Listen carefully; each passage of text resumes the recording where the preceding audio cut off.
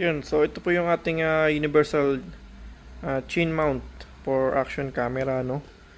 At sinusukat po natin dito sa ating NHK, which is wala nga po kasing available si Hansi ng ganitong klase for this kind of helmet na NHK na K5R Series Classic. Okay, so ganito kasi yung forma ng pinakaharapan niya. Actually, kala ko hindi magkakasya, pero since universal siya, kaya mukhang lalapat naman, ano. Ayan. So at least ito na bebend to. Ayan. So yun, so ikabitan natin dito para mas makita natin yung kabuuan niya.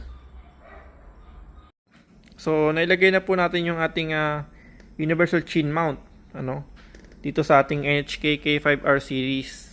Ito yung pinaka the best na pagkakalagay na rin natin. Okay, so nagkaroon lang siya ng mga gap dyan, ayan o, na possible na magkaroon ng dumi yan, pasok ng dumi. And then meron siyang pinaka holder niya, holder strap, ayan. Yun nga lang, pag sinarado natin to, yan yung tsura niya, no? So comparison dito kay Hansi. So kasi si Hansi meron siyang dedicated dito para sa ating helmet na to. Kaya kung makita niyo naman, manipis lang yung ano niya pagkakaano gawa sa kahoy. Parang kahoy, di ba? Lapat na lapat talaga siya, pati yung adhesive niya. Tapos yung pinaka strap niya dito, yung pinaka parang magiging holder niya. Ayan. So nakadikit din to. So medyo malinis tingnan, ano, kumpara dito pag nakalagay siya. And then yun nga, nakaipit talaga siya. So okay, so since wala talaga si Hansi na available para sa NHK5R series, kaya bumili tayo at ito yung ating ginamit na para at least malagyan natin siya ng action camera. Okay, so yun lang. Thank you for watching po, no? See you on my next video.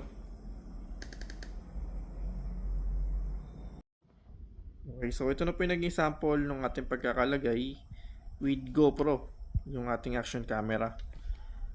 So siya nga pala guys, walang kasama ng adapter itong pinaka universal chin mount natin. So meron tayong extra, kaya yun yung ating nilagay. Okay.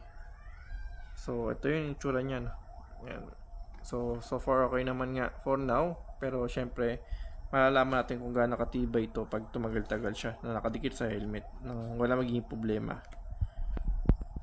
Okay, so universal chin mount and then yung ating action camera o the GoPro.